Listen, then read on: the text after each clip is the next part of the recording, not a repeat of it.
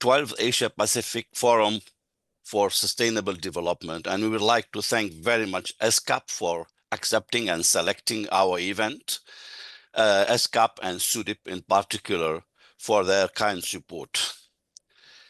The main organizer, the EU Switch Asia Program Policy Support Component, together with the ASEAN Circular Economy Business Alliance, RYBSDN, and EU delegation to Thailand, welcome you all and thank you very much for your attendance. Our time is tight because we are in a context of this regional event held in Bangkok, and we have to close in 1 hour, 15 minutes. So we will be very tough on the time, and we ask you very much, each and every one of you, to not exceed the time allocated to your interventions. The transition to circular economy in Southeast Asia has gained momentum, providing new impetus to the economy, climate actions, and creation of fair and decent jobs and skill development. It also provides further benefits towards sustainable cities, clean water and air, as well as spurring sustainable consumption and production. Indeed, synergizing benefits across the broad SDG agenda. With the active involvement of all stakeholders, and all of them are represented here, including business and micro and small medium enterprises, with their innovative actions. Innovation is extremely important when we talk about resource efficiency, circular economy, and sustainable consumption and production. These are, in fact, driving the process in which we are today. Without any further ado, I don't want to take much of your time. I have to lead by example myself. I'll welcome Mr. Saroj Sarasai, the Program Officer from the Cooperation Section of the EU delegation to Thailand, and take this opportunity to thank them for the great support they are providing to this EU Switch Asia program. Mr. Saroj, the floor is yours.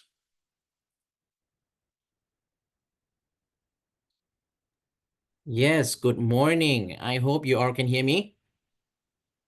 We do. Can you hear me well? Yes, sir. Okay, all right. Thank you very, very much. First, before I start, on behalf of the European Union, it is really a great pleasure for me to be joining this event and representing the EU. I would like to take this time to thank particularly the EU Switch Asia for hosting this site event together also with the UN SCAP, who are hosting the larger event of this 12th APF-SD Asia Pacific Sustainable Development Forums, which they have continued to do it on an annual basis. To thank you, and again, a pleasure to be here. From the EU side, since the introduction of the European Green Deal back in 2019, and our administration, President von der Leyen, the entire of her first term, 5 years, she has put EU Green Deal as one of the priority, and this will continue during her second mandate from last year, 2024 to 2029. And circular economy is certainly a cornerstone of, one of this European Green Deals. And it has put in place a comprehensive approach for the EU and also hopefully our external partner to go toward the carbon neutrality. Within the EU, we are aiming for 2050. And with this Green Deal and under the circular economy pillar, we are providing the framework on balancing economic growth with environmental stewardships and social well-being. The EU Green Deal, particularly on circular economy pillar, it's aligned perfectly with the 2021 ASEAN Circular Economy Frameworks on its commitment to transition toward low carbon, resource efficiency, and circular economy. The EU has now become a strategic partnership with the ASEAN, and the EU strategic partnership with ASEAN remains with the adoption of the joint ministerial statement at the 24th ASEAN EU ministerial meetings, referencing that the commitment towards circular economy can only be achieved through partnerships. The various EU initiatives, such as Team Europe, support under now what we all know, in particular under the Director General of the International Partnership called Global Gateway. And another one, of course, with the EU Switch Asia programs are the EU instruments to support ASEAN to transition to sustainable consumption and production, or the SCP, and larger scope into the circular economy. By aligning the principle of the Green Deal, ASEAN can benefit from increased investment, technological advancement, and stronger trade relationships, all while contributing to global effort to combat climate change and promote sustainable development. Through our EU Global Gateway, we could achieve this with our Southeast Asian counterparts through partnership formed to implement programs and initiatives to support ASEAN to transition to SCP and circular economy. The EU programs in Southeast Asia aim to support the adoption of the circular economy solutions. Such initiatives include the support provided by the EU Switch Asia Policy Support Component. Thanks again, EU Switch Asia Support Policy Component Team, in partnership with ARIBA now, which is formerly known as the ASEAN Corporate Social Responsibility, or the ASEAN CSR Network, in mobilizing business action towards circular economy in the sub-regions. This initiative has provided essential support toward conceptualization of the ASEAN Circular Economy Business Alliance, or the ASEBA, which again, I want to congratulate them that it was launched last year. And it has now become an ASEAN-centric businesses-led alliance advancing the circular economy transition in Southeast Asia. This is very crucial because we certainly want business to also have their ownership and leading this transition. Collaboration among stakeholders from now government, businesses, and civil society is needed to drive circular economy initiative. The ASEBA is an important platform to catalyze business action toward adoption of circular economy solution. That's why you see their logo up here on our screen. This site event will also discuss the scope of benefit and experience of mobilizing, fostering collaboration to business leadership and action on circular economy in ASEAN, and on how this could contribute to meeting commitment of the SDG set by the UN agency, and in particular the 4 SDG. Under this will be first and foremost SDG 12 on SCP, SDG 8 on decent work, and SDG 9 on industrial innovation, and last but certainly not least on 7 on partnership. That's why we all come together today, addressing the current triple planetary crisis on environment and climate. The EU will continue to support and recognize the various contributions of this initiative that bring together important stakeholders that support the circular economy transition toward the adoption of cleaner technology and more sustainable industrial practice, as well as helping consumers to act more responsibly in their daily choice and life. We certainly want to encourage and support the champion in the business sector to lead, inspire, and encourage other business to transition to the circular economy. And now I would like to draw attention to the one newly regulation that we just launched. If I could have a slide, please. It is actually called the Waste Shipment Regulations, the new EU, one of the new EU instrument. It was actually introduced last year. But the reason why I flagged this, because it's this actually has a rules for OECD and non-OECD country. And non-OECD country involves so many ASEAN country. The rules, I will start with, saying the rules was, so right now, the from if any non-OECD country want to continue importing EU waste, or in particular non-hazardous or the green list, the country will have to apply on the derogation and want and need to prove that the waste that they receive from the EU is actually will be managed environmentally in the environmentally sound approach. And the deadline was last Friday. It was actually the regulation was introduced in April 2024 and give closer to a year.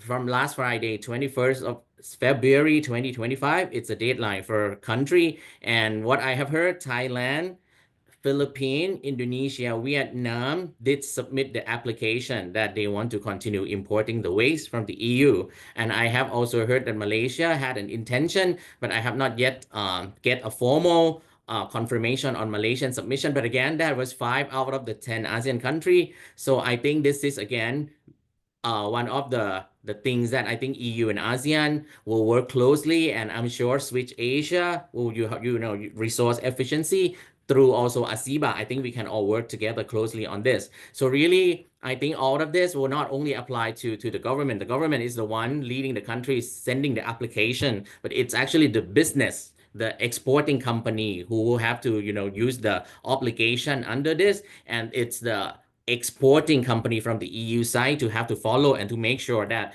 wherever this weight land, it's actually following this instrument. So simply on the screen, I don't want to bore you. It's a lot of text, but you can go ahead and search online EU waste shipment regulation, and you will see all the detail. And next slide, please.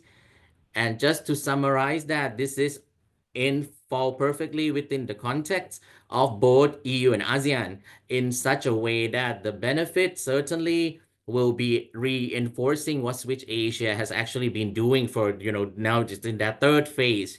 They are promoting all the SCP. They want to make sure that all the resources are being used efficiently. And from the non-OECD country side, they certainly will have the options that if they want to do so, they will certainly have to do so in such a way that the waste that they are receiving from the EU will be managed properly. So this is just to flag for attention that these are also upcoming. So again, the EU will continue to work closely with ASEAN side. And again, thanks Switch Asia for all your work so far. And again, thanks EDSCAP for all this 12 APFSD. Thank you very much. Thank you very much, Mr. Roach. Thank you for highlighting the leading role of the European Union in promoting circular economy, in particular through alliances and partnerships, which are a key to what we are discussing today. And also this new regulation related to the import of waste, which require effectively very important environmental control on this issue. So thank you very much. And I'm sure that we will hear later on more on how the business will be handling that, since we'll be focusing on that. And on this, I will be asking Mr. Sudeep Ranjan Basu from SCAP to further dig on this important role of the business in promoting circular economy in Asia. Sudeep, the floor is yours. Very good morning. And really greetings from SCAP here. As we know, there are 12 APFSDs happening right now in full swing. So we really welcome all of your participation and really encouraged to see a very high level of participation in this panel as well. And again, thanks to our friend Zenaida from USwitch and colleagues Lauren and of course Araf for your leadership as always in this area. Very quickly, maybe 5 to 6 minutes, I'd like to spend kind of give an overview as to what is happening in the region and then how we can focus maybe in the Southeast Asia region. So I think the 3 things I'd like to discuss here, if we go to the next slide, is that one is that overall business sector, how we're engaging with the circular economy. The second, how it's going to be linked to the SDGs. And thirdly, how the business community can play in advancing with networks such as ours, SCAP Sustainable Business Network, for the circular economy. So those are the 3 things I'd like to highlight very quickly in this discussion. In the next slide, you will see that we're really talking about the network that I hear at the moment at EDSCAP here in Bangkok. We have a very important leadership role because of the government's mandate to focus on the circularity and broadly on the sustainability as well.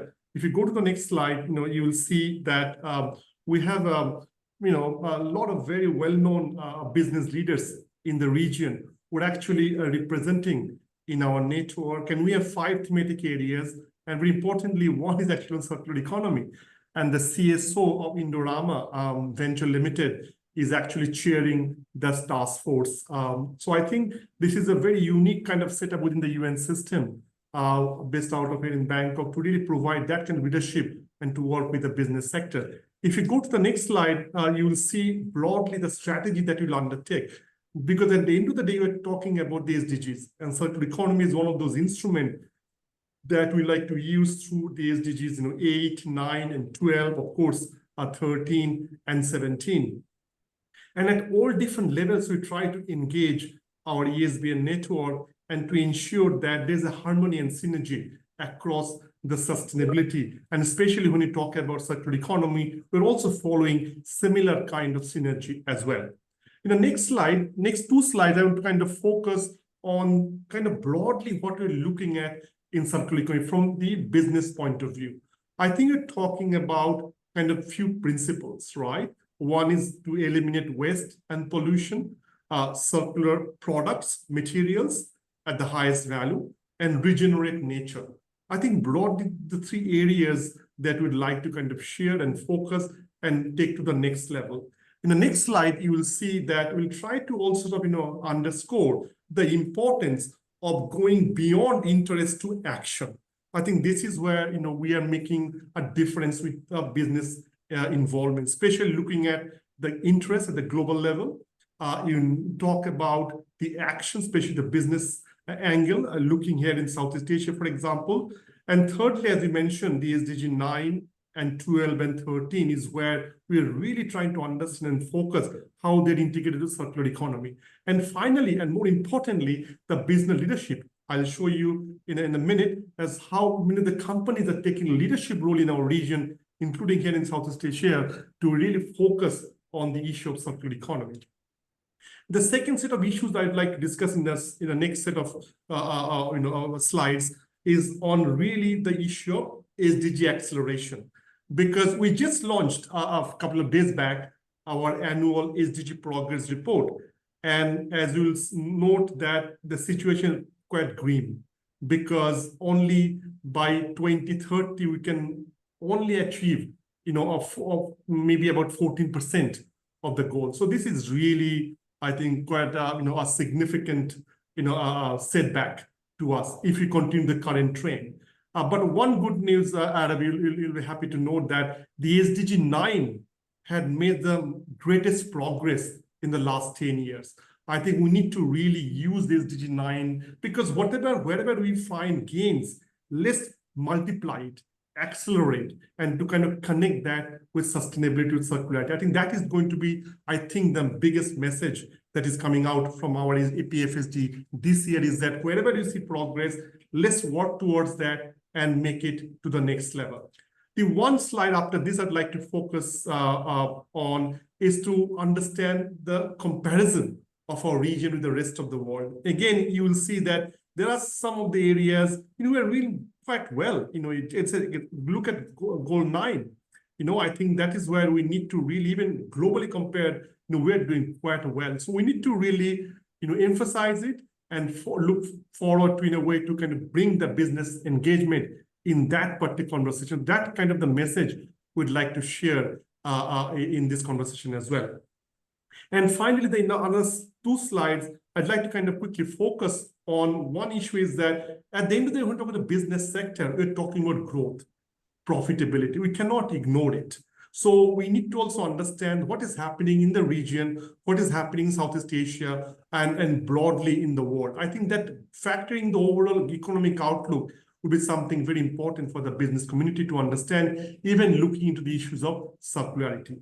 And the following two slides, I'd like to very quickly underscore the importance that how to then business get involved into this. And we are talking about 6 secrets. And these are actually not secrets, but we're trying to kind of bring this attention to the issue of infrastructure, regulation, finance, innovation, collaboration. So these are the areas where we really want to focus and ensure that we can take a much more proactive view on these issues. So once we're around these areas of 6 circularity, we see there's an enormous amount of opportunity for business to grow, especially in our Southeast Asia, where with our 660 million population, there's an enormous scope for growth and stability. And then finally, one slide I want to show very quickly, Lauren, if you go to the next 2 slides, slide after this one, then after this one, next one, please, next one, next one. Yes, So this is where we kind of divided the whole ESCAP region in the 5 sub-regions and look at Southeast Asia. And this is where we're saying what is the actual number of policies, how many policies are operational, how many roadmaps have been created, how many are in development, how many in scoping, how many in the early stage. It's very interesting to see that actually in Southeast Asia, there are a good number of policies around circular economy, which are actually there in terms of policy, not only in proposal, but in action. I think we need to really leverage on that. That's another message I'd like to share with you today, that business is really working, but we need to sort of, improve those early stage scoping, development to action, to roadmap, to really operationalization of the policy. That is where Southeast Asia can take leadership role in terms of circularity. And my last kind of message is that in the way we as ESBN is trying to kind of bring all of this together. So if we go to the next one slide, I'd like to share only one thing here. What are the lessons we are learning, and especially from the business angle? One, we need to align our trade policies and circular economy activities together. Number two, how we can bring the issue of regulation and the policies in harmony. And very importantly, what are the consumption patterns? We have been talking about HCP for decades. This is something so critical for us to sort of, bring to the attention again and again. So we need to really formalize and more strengthen policy on this. And finally, I want to give you a couple of examples. Lauren, if you just go a few slides from now, quickly, next one, please. One more. There's one on the country example. Before this. There's one examples of few companies. Yes, on that one. Just give me 10 seconds. Yes. So I want to showcase there are these companies that we were working with, the biggest company in the region, the Unilever, Mahindra, CDL, EN Plus, Indorama, CLP, and all of them are talking about 3 issues: resource efficiency, supply chain management, and business model product design innovation. We need to really focus on this kind of leadership to really ensure that in the region, we can take forward this circular economy. And my last slide would be the last slide. Lauren, if you just go a little bit, last one, go down a little bit more, call to action. Yes, this one. Before this one. Yes, this one. So basically, we're talking about 3 points. One, what can governments do?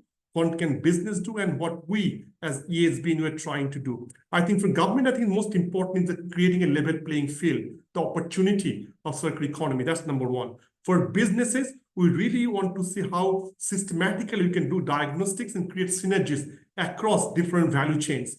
And finally, like us, we're in the ESBN, we're really trying to promote these good practices, lessons learned across the business community, and of course with the governments.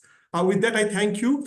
And just to make sure that you all also attend our Asia Pacific Business Forum. If you go to the last slide, Lauren, if you kindly, that is happening in Kuala Lumpur.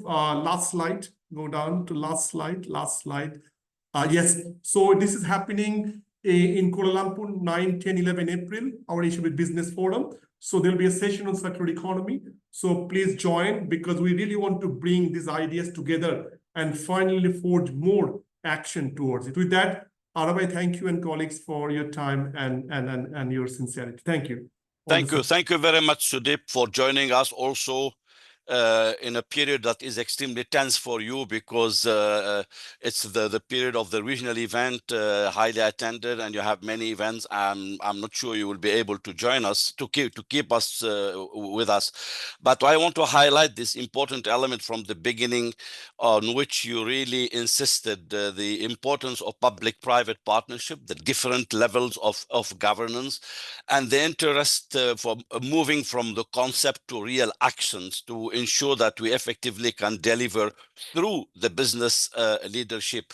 Highlighted very much the importance of SDG 9, because it's really focused on industrialization, innovation, and it's in fact collaborates with the the secrets, or you call them the driving circularity, that are mostly embedded in SDG 9, but also in others. And thank you also for concluding with the importance of at the end of the day, sustainable consumption and production, which is the bottom line of sustainability and the cross-cutting issue within the SDGs. Thank you very much, and wish you all the best for the event happening in Bangkok.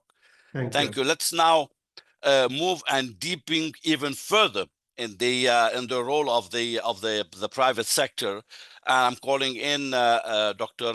Rene van Berkel, who will enlighten us more on how the ASEAN Circular Economy Business, ASEBA, is working and contributing to this process. Rene, the floor is yours.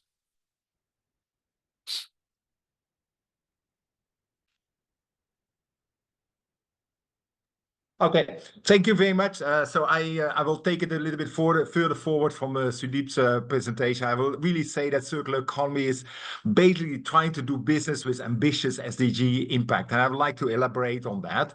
I think that the basic idea of circular economy is quite well accepted, that we need to get away from take, make, use, and then throw away linear production to take, make, use, recover, and repeat. I add repeat economy, because otherwise it's not circular. And if we then move forward, I think that we started with the 3 R's, then we saw an emergence of the 9 R's, which are more or less accepted right now. And then if we look at the ISO, which came out with 59004 last year, it has basically 12 resource management actions. So even more actions are being highlighted. But I guess that the importance is that these strategies are kind of ways of thinking around it, and are not necessarily classifications. They are not necessarily the only solutions to circular economy. So think of the circular economy as an innovation space. That would be there. But above all, let us get out of the mindset that circular economy would be a recycling economy. Recycling, if I may be provocative, is the last resort in the circular economy. If we can't prevent waste, we should recycle, but it's a last resort.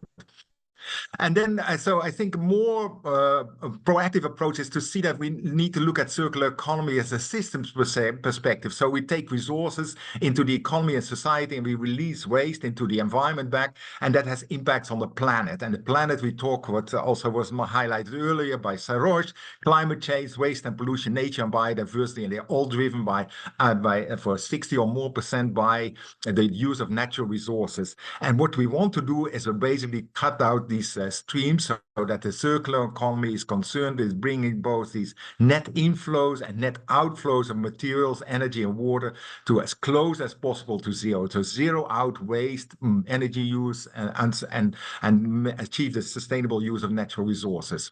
That is very much linked to the SDGs, and Sudeep, you mentioned that, but I want to highlight it. We have specific targets which are there, and I think particularly under SDG 12, SDG 12.2 speaks about sustainable management of natural resources, and also about the resource use efficiency. 12.5 talks about significantly reducing waste through the 3 R's. Then 8.4 talks about resource efficiency in consumption and production activity. 9 was mentioned several times. 9.4 talks about cleaner production technologies and waste minimization, resource efficiency in industries and infrastructure. And then, of course, the target under 13 to basically take more ambitious climate action. And that was really reflected in the Pact for the Future, which was agreed at the Summit of the Future in New York in September. Circular economy is a pathway for ambitious sustainable consumption and production and climate action. So we're way behind, as Sudeep elaborated. So we need to push harder on the accelerator for SCP, for climate action, and circular economy is one of the ways to have multiple impacts. We've seen in many cases. So the business opportunity is basically in 3 areas. One is the direct cost savings. So business benefits from efficient and long use of materials and other natural resources. And the Switch program is the Switch projects have shown this. I just put the item here from the sugar project in Pakistan. So using biomass waste as an energy source. Then there's new business opportunities, so using, creating new products and market opportunities using existing competencies. I have here a startup company, Tan 90 from India. They are basically experts in phase change materials, and they produce advanced ice box which can collect this waste before it excuse reaches the me, market. can you And then switch climate. your video? It might be better flow of sound.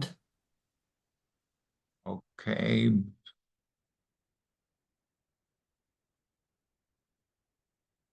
Let me see.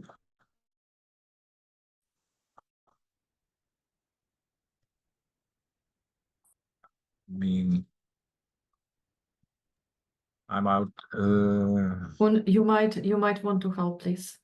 So it would secure uninterrupted sound, as internet is slightly suboptimal. Yeah, now I may have to stop sharing and then let's go back to the sharing then. Apologies for interruption, colleagues.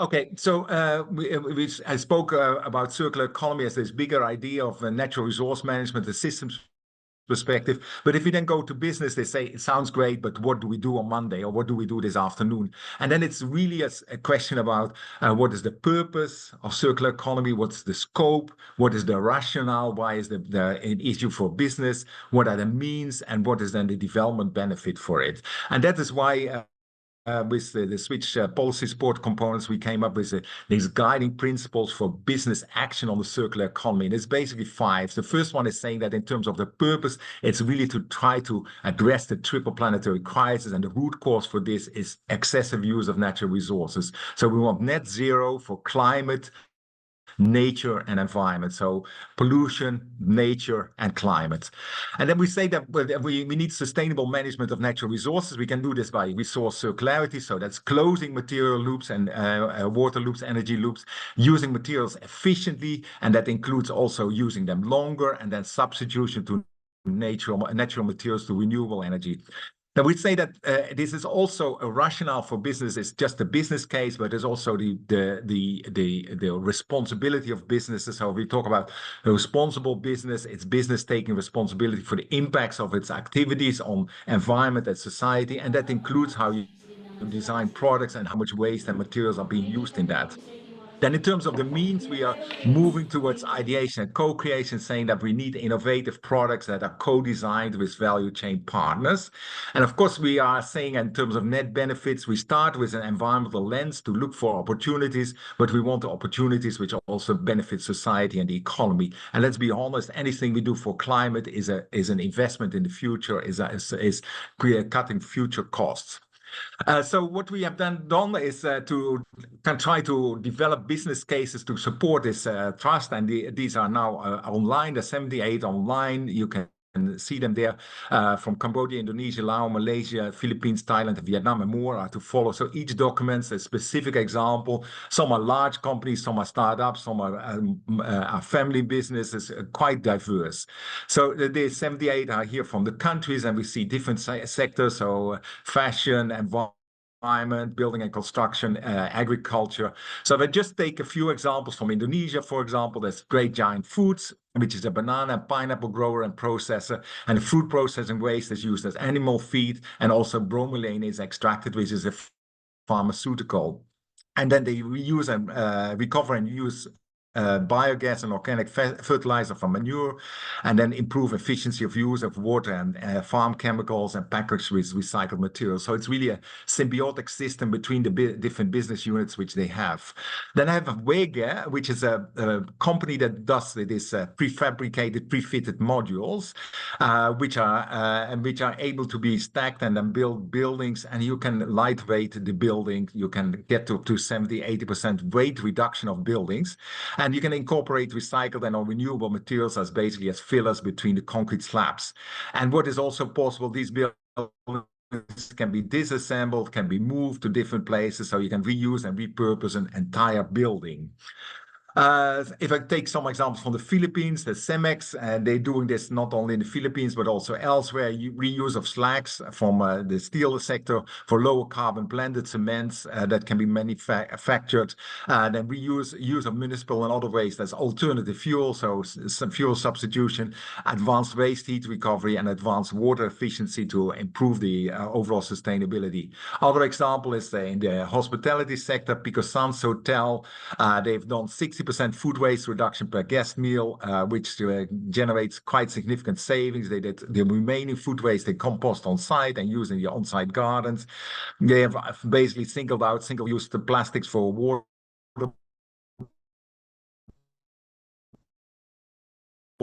bottles for shampoos and gels in the bathroom, see savings in water and energy efficiency. Some as other examples, this is Think Corporation, which is a coffee company. They started to produce cascara tea, which is a herbal tea from the berry waste from coffee. But in order to do that, you have to basically make sure that you have only ripe berries, and there's berries without traces of pesticides on that. So they have to really control the farming much more and also have benefits in the farming stage.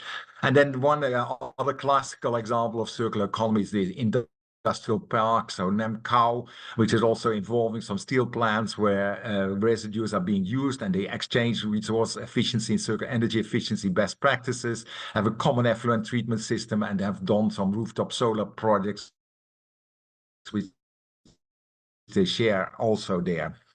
So we launched the ASEAN Circular Economy Business Alliance in July 2024. So as ASEAN-centric business-led initiative to support the regional circular economy transition, so that supports the circular economy framework, but also the national strategies like Thailand, BCG strategy, Indonesia strategy, Malaysia has a strategy. So circular economy is very much on the agenda of all the ASEAN member states. So we try to engage participants who pledge to lead by example in adopting circular economy, and then ASEBA will provide visibility and a voice to those participating companies. So I talk about these companies as I just did for half this dozen examples. And ASEBA is then document that showcasing good business practices and innovative solutions, facilitate learning and sharing among ASEBA companies, and promote operational tools and metrics. So I will really leave it here. Please visit the website aseba.org. And really, this is an initiative where we would say circular economy approaches at doing business through innovation, through new products or new processes, and you do business with an ambitious SDG impact across basically SDG 12, SDG 8, SDG 9, and you can say SDG 13 as well. Thank you very much. Thank you very much. And SDG 17, of course, as a partnership. Thank you for highlighting from the beginning that circular economy is a space for innovation, an innovation space through a system thinking, not just recycling. And the various examples were very highlighting. They will be definitely leading by example, and hopefully we'll have time later on to listen more from you on a question on how ASEBA can further support them. Now, I have not been good in managing the time, and I will be passing over to Thomas for the panel discussion with the three very interesting speakers, and hopefully we'll get some time for a couple of questions before we can close. Thomas, the floor is yours. I'm sorry for not being very efficient in the time. Oh, I think you're doing very well considering this constraints. Thank you very much, Arif, for the introduction. I will take your instructions. As I said, I come from a country which are very obedient people. We follow rules. I'll go straight to the crux of it, because I think all the introductions has been done. And I think we just want to get very concrete examples. And we have got three organizations representing here. Tanya from the Executive Director of the UN Global Compact, Carlo, who is the founder of Premier Green Charcoal Company in Cambodia, and Sutani, who is from Fortune Parts Interest in Company in Thailand. So we will get into really the crux of the matter. I will start with the lady there and ask a question, and then we'll just fuse two questions, so give us brief answers and we go. Tanya, what are the opportunities, since you do global compact in not just Thailand or companies, but around the region, what are the opportunities emerging in Thailand and Southeast Asia to support businesses to shift to circular economy practices? So can you just give us a brief outline of recent trends and the key areas of focus for you? Thank you. Thank you so much, Thomas, and everyone. UN Global Compact, we have a lot of good chapters in the Southeast Asia, not only in Thailand, we also have in Malaysia, Brunei, Indonesia, Philippines, Singapore, and also we hope that we can have more countries in Southeast Asia. So to support the business shifting to the circular economy practice, so the Global Compact, we supporting on capacity building, as you may know, like back to the opportunity with Rene, we had worked with the EU with Asia to develop some of the good case, sharing a good practice to motivate the company, not only the large firm, but also the medium size of the business, that they can transform the company themselves. So hook up with the policy. Yeah, thanks that in Indonesia, Malaysia, and Thailand, the national policy support the innovative and technologies on the climate action, right? And Thomas, you may have aware that small business, like in our country, they are struggle. However, we need to provide the innovative ideas and technologies to growing and emphasize the importance of changing their traditional business, minimize use of the virgin materials, including adopting the new business model, not only producing a lot of products in the supply chain, but how can they produce less product, but more value added. So to do so I give some a quick example of how it's transformed the company by supporting SME. In the Southeast Asia, we target to support the transition specific on not only circular, but bio and green, meaning that if we have a good rich culture of using the agriculture business, agriculture material, how can we really value that agriculture to change the mindset that not just to harvest them, but how can we regenerate the source of material from the nature. So we invest in nature. So including the technical assistance, like regulatory support and assessing the testing. So in the Global Compact, we setting up the Circular Design Hub as a way to bring the company to exercise by using the business model to transition the circular economy in the way of real business model. So we developed the canvas. However, it's not easy to think about the product design or the business strategy in the same time. But to do so, we need to have a good mindset with the partnership with the policy makers and also the business leader. Last but not least, this is gonna be a link back with your mention on partnership on the public-private sector partnership on collaboration between them. So with the Dutch governments from the EU provide the knowledge to Southeast Asia. In the country level, national level, we develop the action plan on how can we bring the knowledge from the circular design business school to be the local SME circular business development.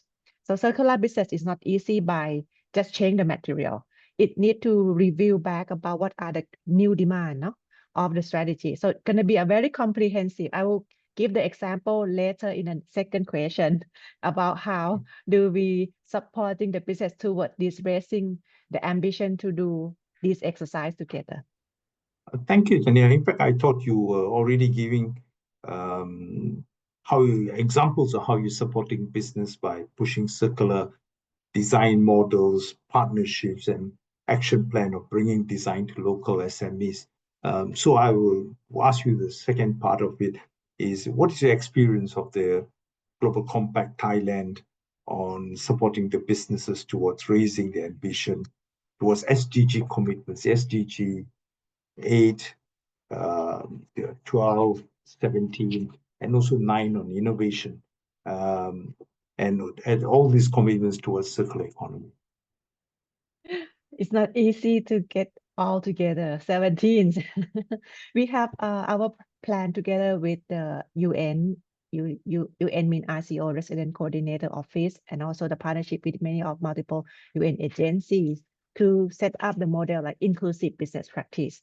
So back last year, with the Office of Promotion on SME, we encourage this approach to bring the small business whom can link back opportunity with the large firm business to do the project together to accelerate the progress of all 17 SDGs. So one of the good example is link back with us on the Circular Design Hub. So I use the nickname. It's Circular Design Hub is the Circle Hub in Thailand. So the Circle, we call it as a global network, as a hub partners who organize the training. But for the company management, for the top management, for the designer, to have the mindset of what does it mean on ensuring that you are producing with zero waste. But not only that, we are not start by the R, like 3R, but we start with 12R, refuse, rethink, before we talk about the upcycle, recycle. So to do so, we need to support the innovative idea. So back to that situation, the Circular Design Hub is not only provide the training and the workshop as a traditional. So outcome of running the program, we got the sponsorship supporting budget by the National Office in Thailand, whom run the policy of the national resource. Let's say we have a national office of the policymaker who support funding to provide the training for the first 100 companies who want to transform. So those 100 companies, we develop the policy out of that learning. And then we leverage the next door, the neighbor, the other business to do the transition as the same. However, to do so, we found one struggle, Thomas, is about market. After they have a new product, right? They have a new good service, but who are the market? Who gonna buy this product? Because it's not cheap. Huh?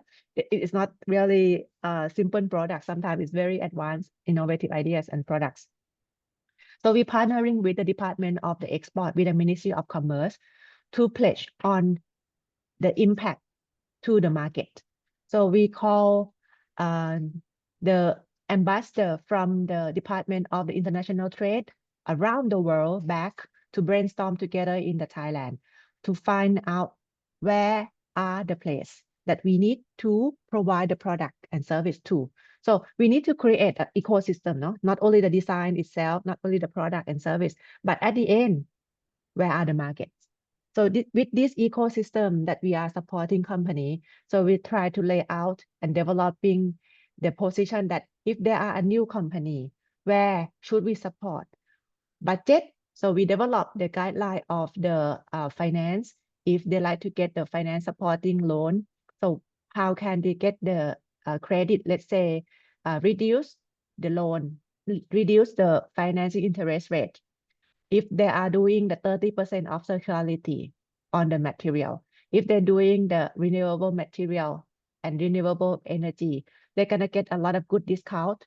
And last but not least, we're gonna provide the incentive like coupon. It's an innovative coupon. So we have a budget backed up by the government of Thailand.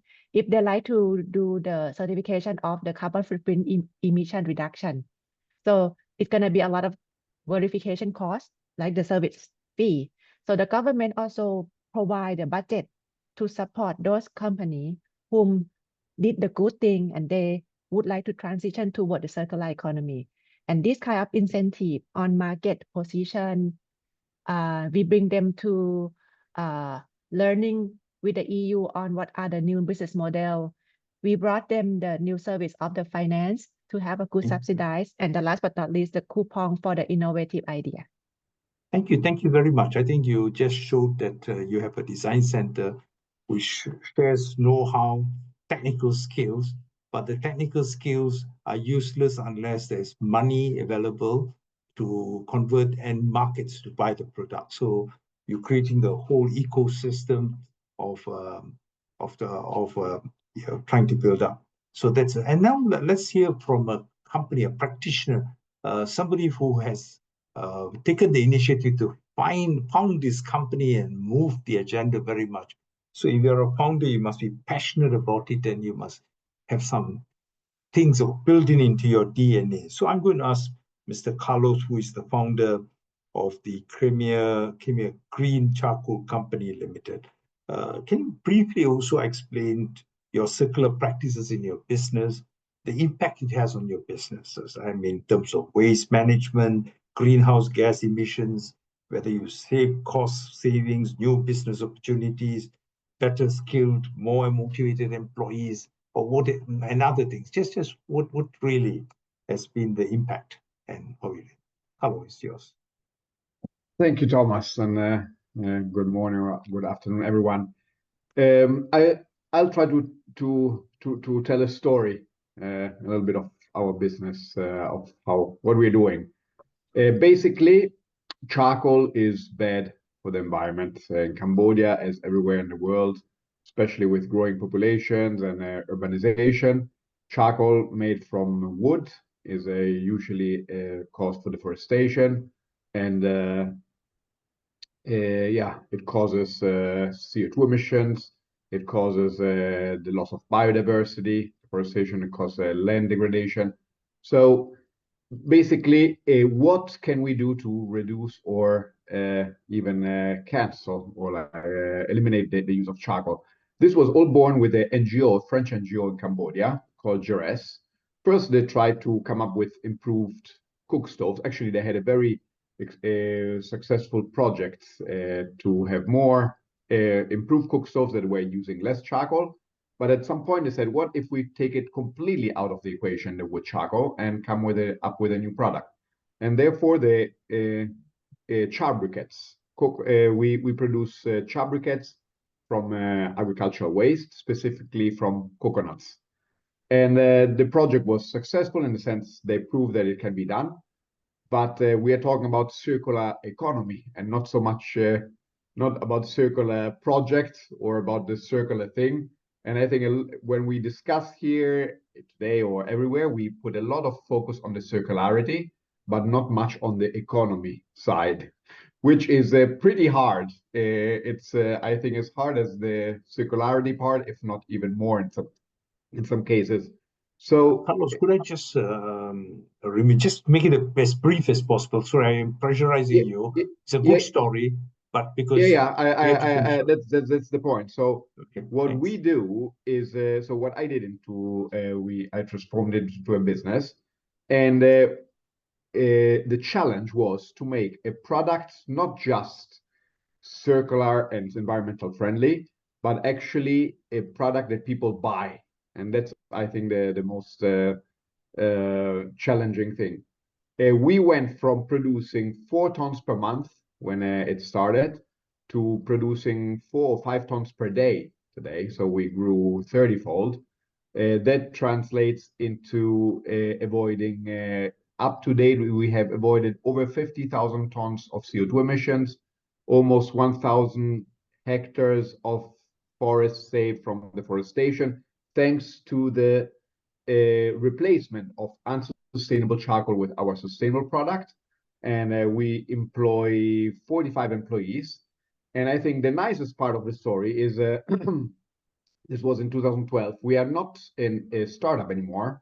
Actually, in 2024, we sort of graduated because the company got bought out by a larger agricultural group in Cambodia, which now integrates the circularity of Khmer Green Charcoal into their bigger group practices. They are producing fertilizers and they have plantations and rice milling. And so basically, they're now they took KGC and started using it to let's say valorize and bring circular economy practices in all the rest of the activities of the group. And that's where we are today. Thank you very much. It's most inspiring. And sorry, I'm trying to move things a bit faster because we have to finish on time and we have spent time for open discussion. I'd like to say it's very inspiring, and you have done a great product. You have said you can see the benefits of it. What is the biggest challenge you face in applying these models on business model on innovation in the I think that I think there are mainly 2 points that I think everybody will agree with. The first one, which is not so well thought of, is it doesn't have just to be a circular product. When you are a business operating in a circular economy, you just don't have to have sustainable practices, but you have to produce a product that is good, that people want to buy, and it is affordable. So sometimes we oversee this. We just think, oh, look, you can do things sustainably, but maybe the result is not as good as the original, or the results of your new product is not as price competitive as the original. So basically, that is really hard there. You have to put a lot of innovation and research. At KGC, we've put a lot of research and engineering, industrialization. So that's and we produce a product. Our char briquettes are much better than the traditional charcoal. Actually, they burn up to 6 hours. I call it like magic charcoal. And they are very appreciated, especially by like restaurants and street food vendors. And the second part is investment and funding. I think everybody wants that, but we face a double challenge. I've had a lot of experience with dealing with investors and institutions. There's grants available, but when you go to private investments, there's either you have somebody that funds that ask you so much metrics and on like sustainability and impact that it doesn't become feasible anymore. Or on the other hand, you have other funds that want very high business performances, which obviously for it's also not so easy for a business that has that operates in the circular economy. So there is a little bit of a lack of common sense investments that understand that you cannot save the world with your business, but you can have an impact. However, and at the same time, you cannot have the same business metrics as, for example, an oil company or a traditional business. So yeah, and the 2 points are having a good product and having the right funding and investment. Thank you very much. And I think the funding is also very challenging because the guys who put in a little bit money, they want lost back. So let me just go to Sutanai. Could you, from Fortune Parts Industry, which has got also a very great story to talk about it, because you can read all these stories in the case studies we have done. Could you just please explain about your circular practices and impact on your business? So thank you very much for inviting us in this session. So let me introduce about our company. So at FEI, we commit to sustainability innovation, integrate recycled plastic and energy efficiency technology. We try to reduce waste, lower greenhouse gas emissions, and create a high quality, durable product. So we are trying to do a way that's good for our planet. So we kick off some big change, like our zero waste to landfill initiative, turning waste to value, and setting goal of achieving net zero emission by 2040.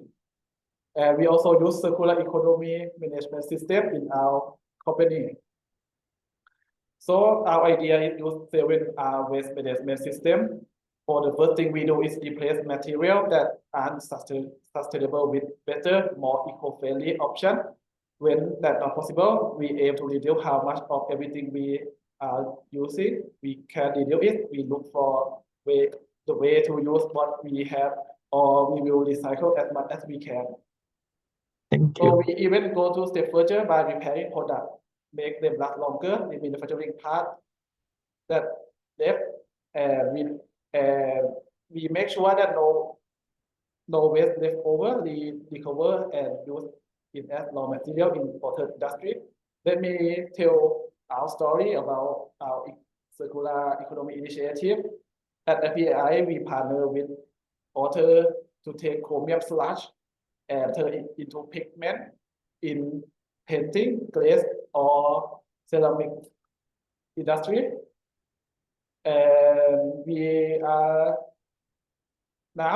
looking at way to use ocean waste in our plastic product. Right now, we have success in incorporate 30% recycle. marine material, and our goal is reach 50% as our customer request. Not only does it help reduce ocean plastic, but it also meet the growing demand for eco-friendly product in automotive industry. Finally, we researching way to use agricultural waste from pineapple industry for fiber reinforced plastic part to create a new eco-friendly product. By tapping into agricultural residue, we are further expanding our circular effort and finding more sustainable material to use in product. In production, this will help us continue to reduce our reliance on traditional non-renewable material. Thank you very much. I think it was a very inspiring story of innovation, and having the end in mind when you do this.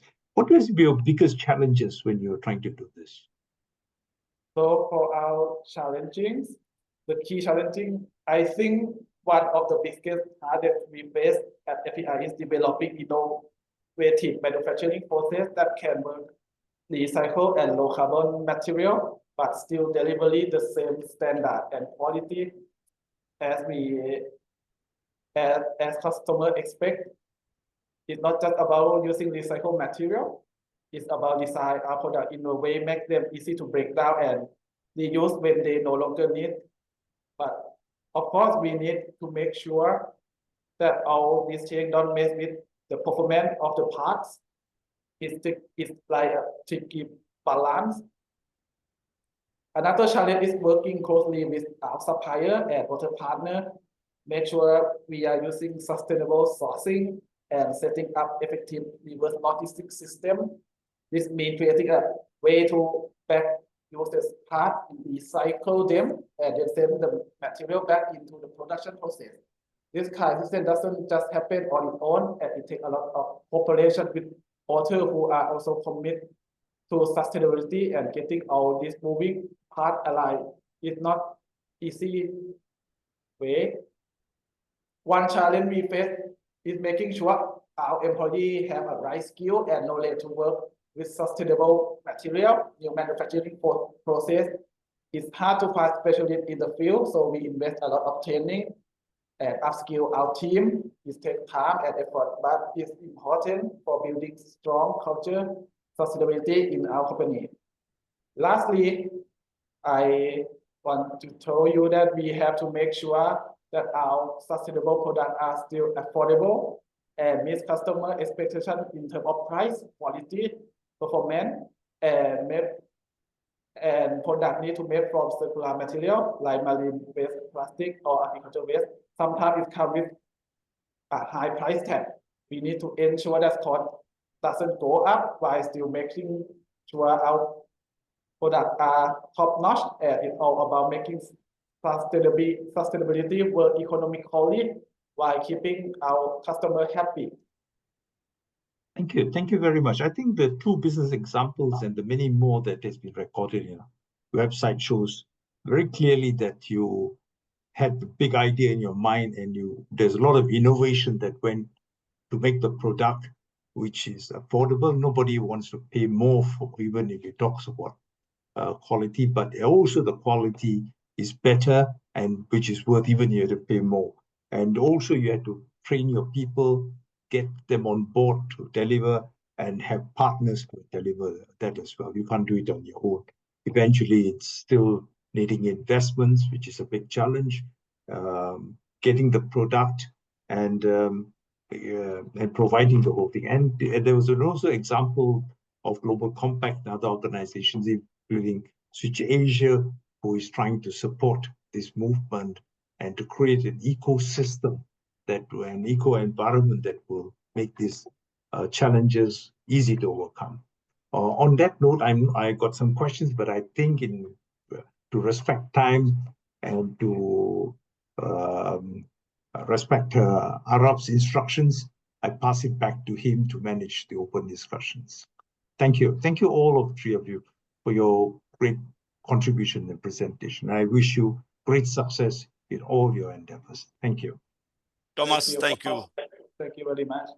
Thank you very much. Thank you, Tanya. Thank you, Carlos. Thank you, Sutaina. Let me, and if you could, Thomas, you said you have few questions. You can please step in. Let us take our, I believe, 10 minutes, or if possible less, but about 10 minutes for the discussion.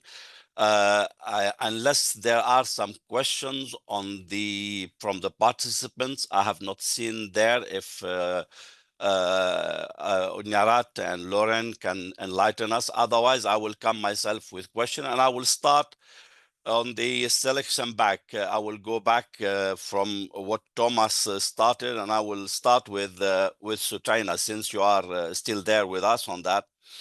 You mentioned about the product that are circulating, you put it back in the system, so you're somehow in the supply chain.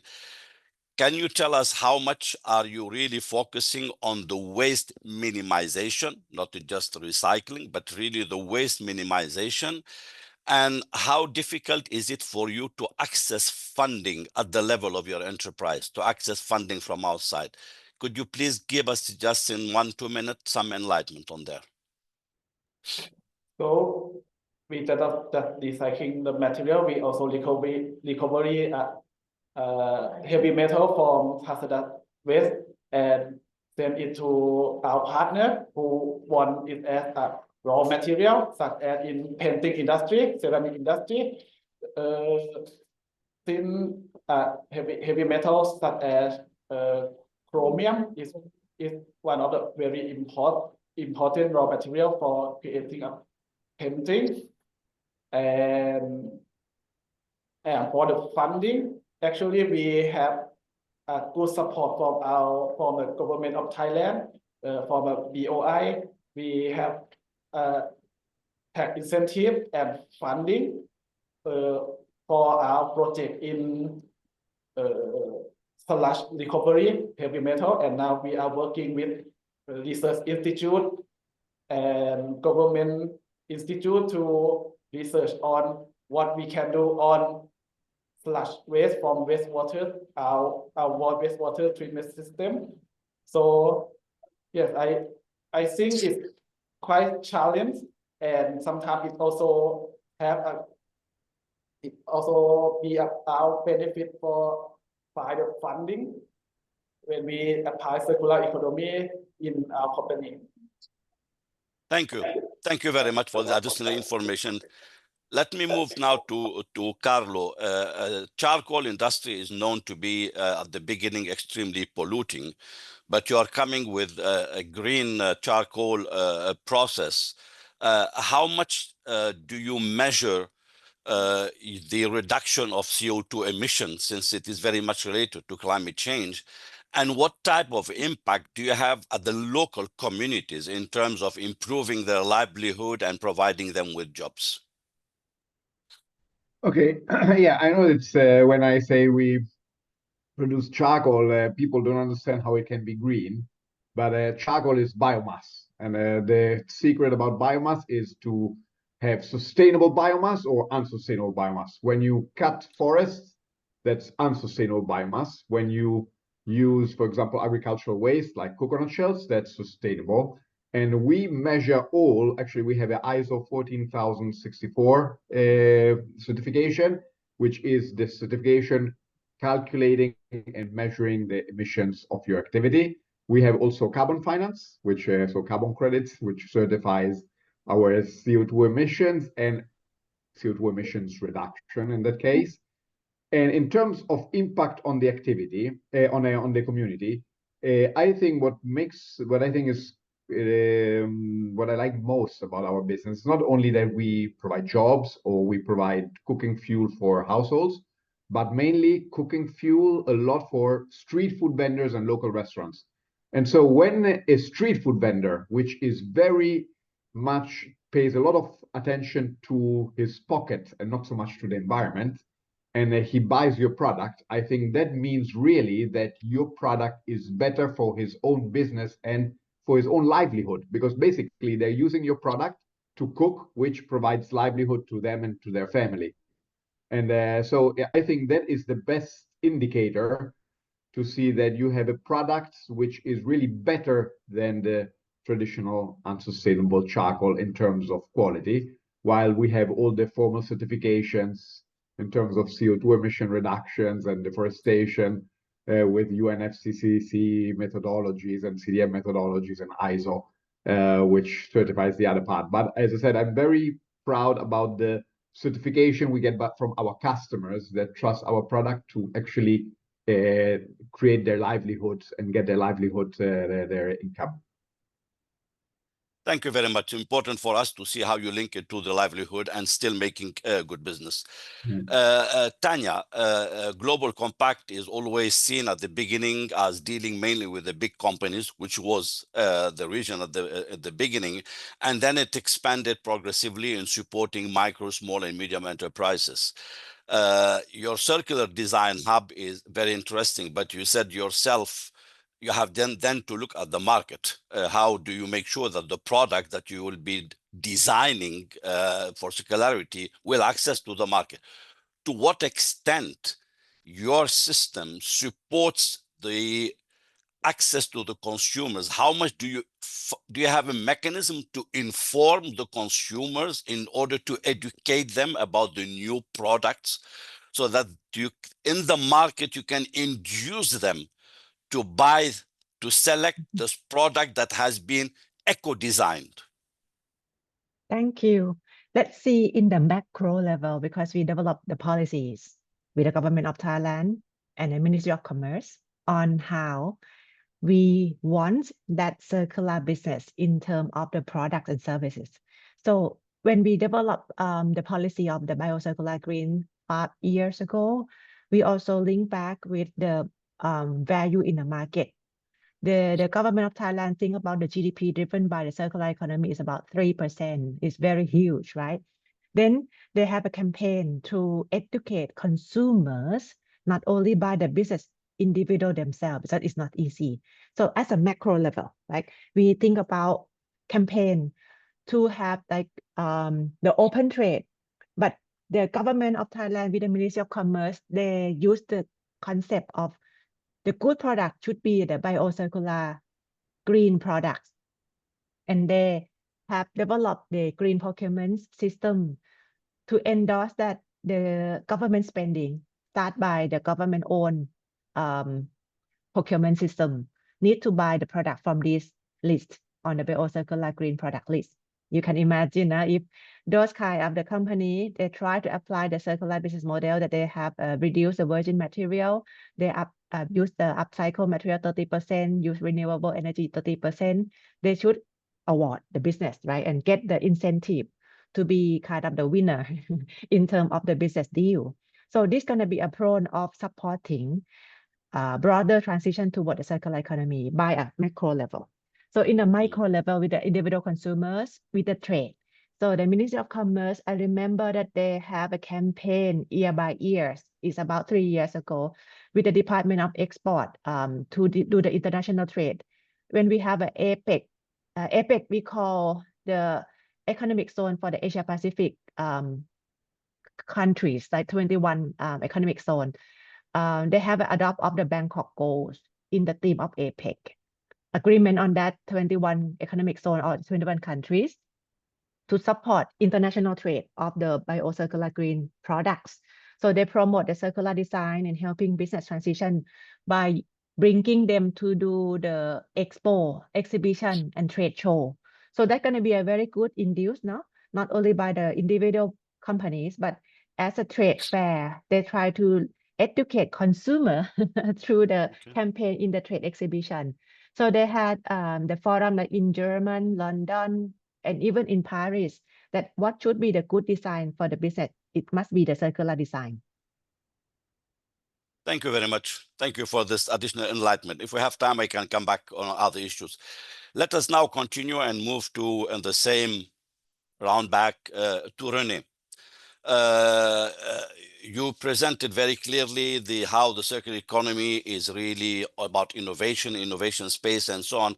But at the end, I think you didn't have enough time to talk about what ASEBA finally can provide to support those companies in becoming more circular, in going from the concept to effective practices and delivery. So what ASEBA can effectively offer to those companies, in linking also to what we just heard from Tanya in terms of education of the entrepreneurs and also of the consumers. Do you have examples?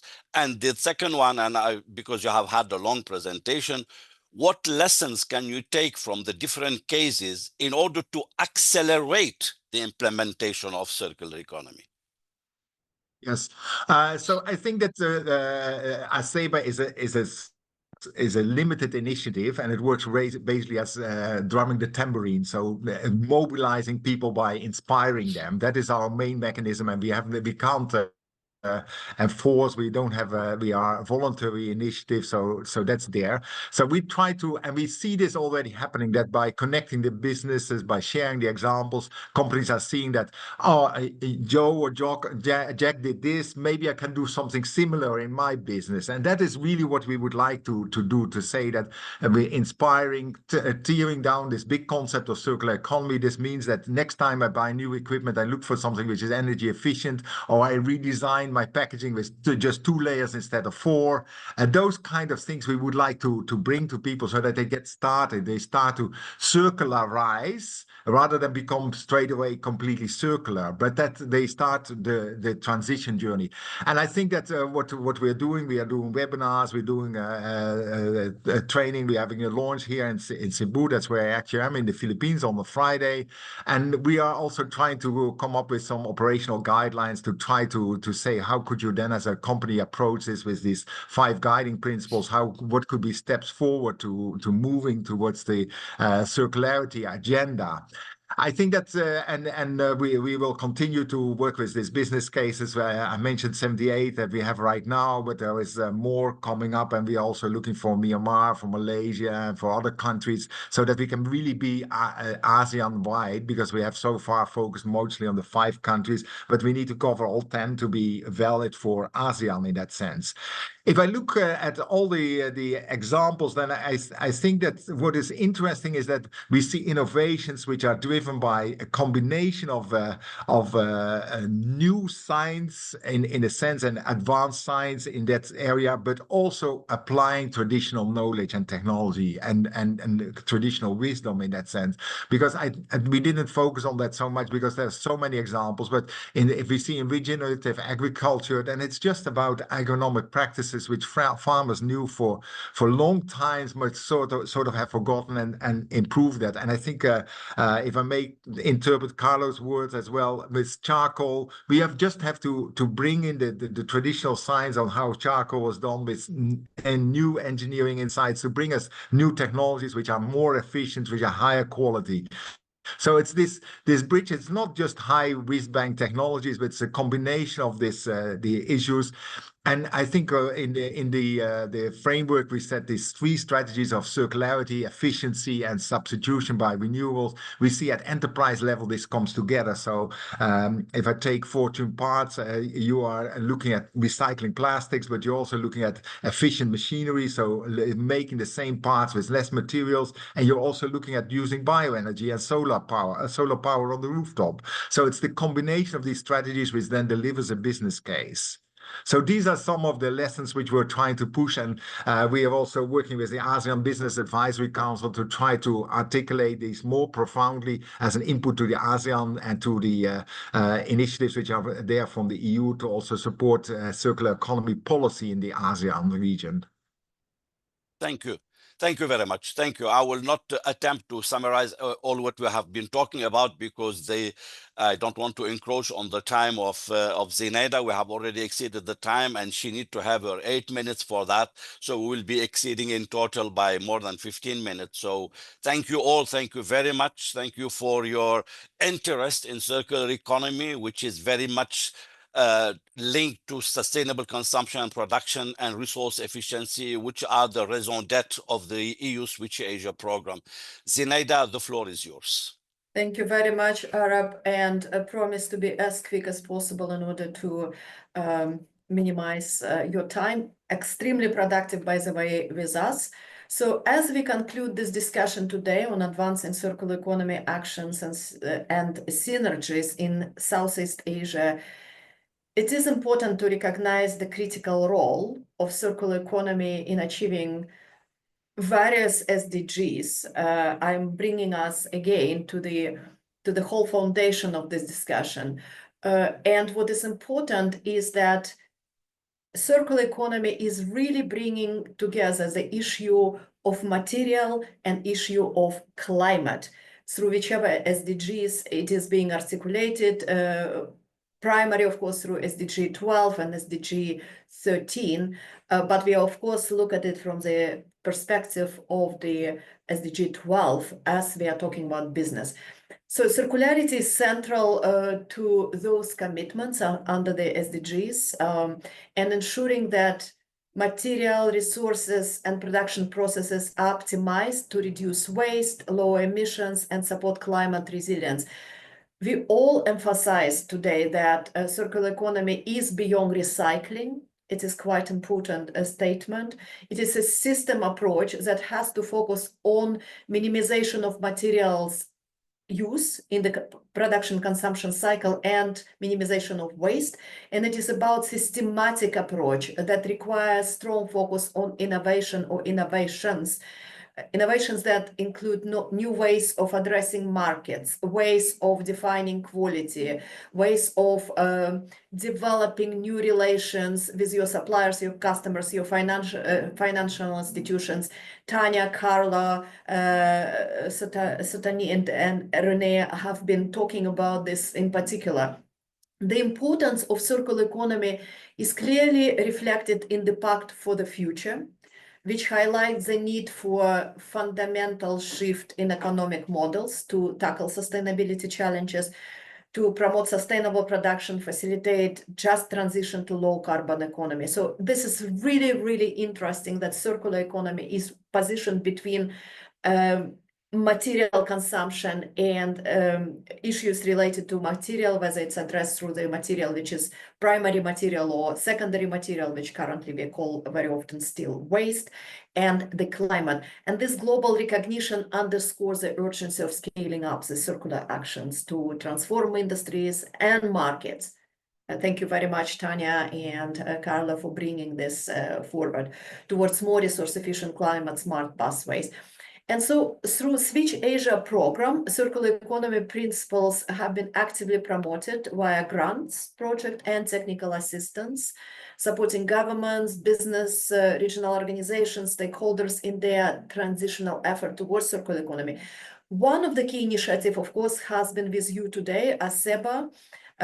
It's an initiative which playing a significant role in Southeast Asia by empowering business to take the lead in adopting circular practices. Renee, thank you very much for highlighting the ongoing processes. But of course, through ASEBA, we are now aligning the work of different membership-based organizations and some other initiatives, including Global Compact and some other business network liaisons and advisories. So Switch Asia, however, is also addressing the links between materials and climate through other work. For example, extended producer responsibility, the work which is incredibly important and fast unfolding in the whole Asia, Southeast Asia region. For example, in Malaysia, Philippines, and Thailand, as well as in other countries beyond the region, we collaborate with experts to explore how APR schemes can drive material circularity. So we are not focusing only on the waste, but we are also driving material circularity and can in principle support climate goals. Additionally, we assist governments in strengthening green public procurement policies, positioning them as a key tool to transform markets towards more resource-efficient, circular, and climate-neutral solutions. Business plays critical role in all of this.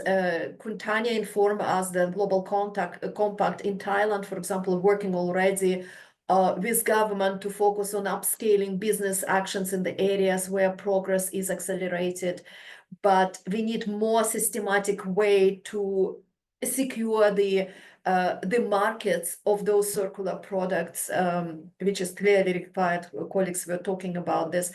And this is what GPP, in our view, has a huge potential to do. So today, we had the privilege of engaging with speakers who brought business leadership to the fore at very different levels, international. Again, big thanks to Sudeep to be with us in spite of being incredibly busy in the midst of the forum. So we have colleagues from regional venues and initiatives. Araiba is with us, and Aseba's initiative of Araiba, which we support. Thomas is with us together with René as two co-conveners, and also on a national level. So we have representatives of the business which are operational and represent the businesses in the region. So your insight reflect not only commitment, but also tangible processes towards circular economy, which are facilitated by you as business champions. And we see clear evidence that businesses are leading the ways and demonstrating innovative approaches, investment in sustainable solution, and real impact on resource efficiency and on climate action. So the progress motivates us to continue working together, certainly, to scale up circular economy efforts and ensure a future that is more sustainable and climate resilient and resource efficient. We remain committed to this and look forward to working with all of you. Thank you to our audience. It has been a long time in the midst of very intensive program of the forum. Thank you very much. Colleagues, thank you for your participation, sharing your insights and staying as part of our ongoing work. I should emphasize that. And of course, thanks to facilitators for contributions and for your engagements. Let us all keep pushing forward. Thank you very much, colleagues. Thank you all. Have a good day. Good afternoon. Good afternoon.